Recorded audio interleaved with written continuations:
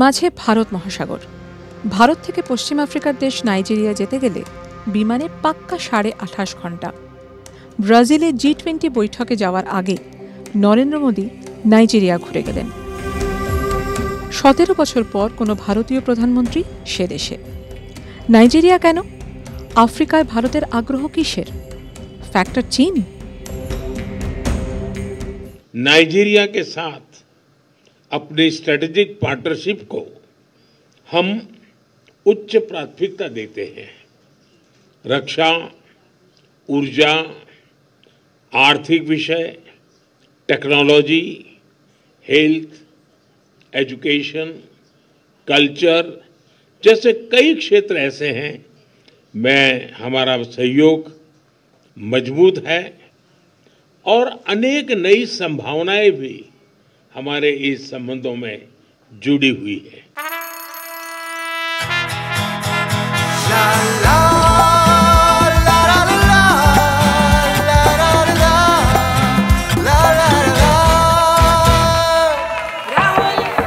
राहुल तन के साथ मन को जगाओ वी-गार्ड वाटर हीटर्स के संग वी-गार्ड।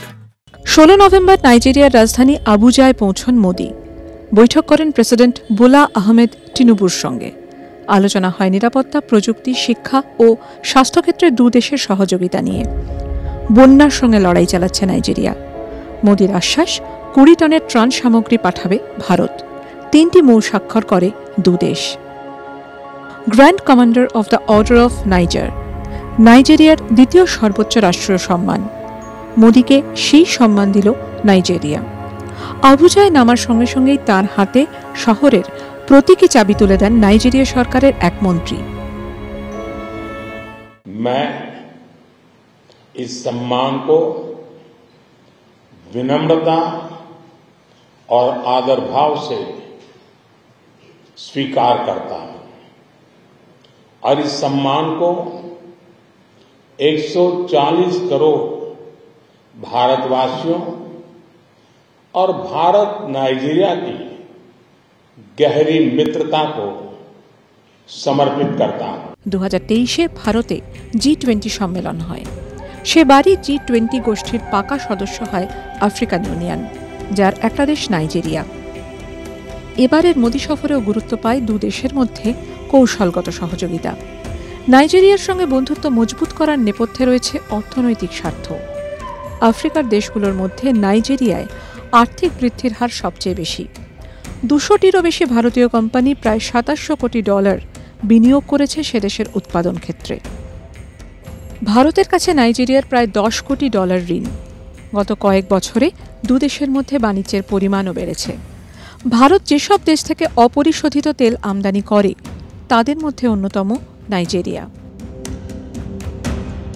দক্ষিণ আফ্রিকা এবং তানজানিয়ার পর আফ্রিকার মধ্যে নাইজেরিয়া ভারতের তৃতীয় বৃহত্তম বাণিজ্য বন্ধু। তবে তেলই এই বন্ধুত্বের একমাত্র সূত্র নয়। ইদানিং আফ্রিকার মাটিতে খুঁটি মজবুত করতে উঠে পড়ে লেগেছে চীন। বেল্ট অ্যান্ড রোড ইনিশিয়েটিভের আওতায় আফ্রিকায় বিভিন্ন দেশে বিশাল বিনিয়োগ চীনের। 2018 সালে নাইজেরিয়ার টেলিযোগাযোগের উন্নতিতে প্রায় $33 কোটি ঋণের প্রতিশ্রুতি দেয় চীন। মেট্রো রেল, বাঁধ নির্মাণ সহ একাধিক প্রকল্পে বিনিয়োগ করে চীন। मैंने नाइजीरिया समेत अफ्रीका के फ्यूचर ग्रोथ के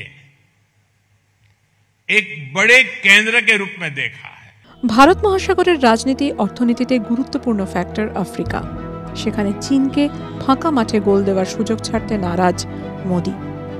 ব্যাটারি চালিত যান উৎপাদনে মন দিচ্ছে ভারত। ফলে আফ্রিকার দেশগুলোর খনিজ সম্পদের উপর নজর পড়ছে। প্রথম মোদী সরকারের সময় থেকেই আফ্রিকায় নিজেদের উপস্থিতি বাড়াতে চায় ভারত। 2015 সালে তৃতীয় ভারত আফ্রিকা ফোরামের সম্মেলন হয় নয়াদিল্লিতে। গত 10 বছরে প্রায় 40,000 আফ্রিকানের প্রশিক্ষণের ব্যবস্থা করেছে ভারত। 43টি আফ্রিকান দেশে 206টি পরিকাঠামো উন্নয়ন প্রকল্পে প্রায় $1300 কোটি বিনিয়োগ করেছে ভারত। সবটাই চীনকে টেক্কা দেওয়ার চক্করে।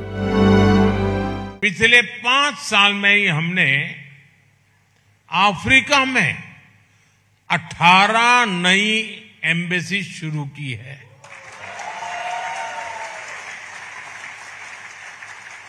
बीते सालों में अफ्रीका की आवाज को ग्लोबल प्लेटफॉर्म्स पर उठाने के लिए भारत ने हर संभव प्रयास किया है। গত 2 দশকে চীনের সঙ্গে আফ্রিকার বাণিজ্য এক ধাক্কায় অনেকটাই বেড়েছে। এই মুহূর্তে চীন আফ্রিকার সবচেয়ে বড় বাণিজ্যিক অংশীদার।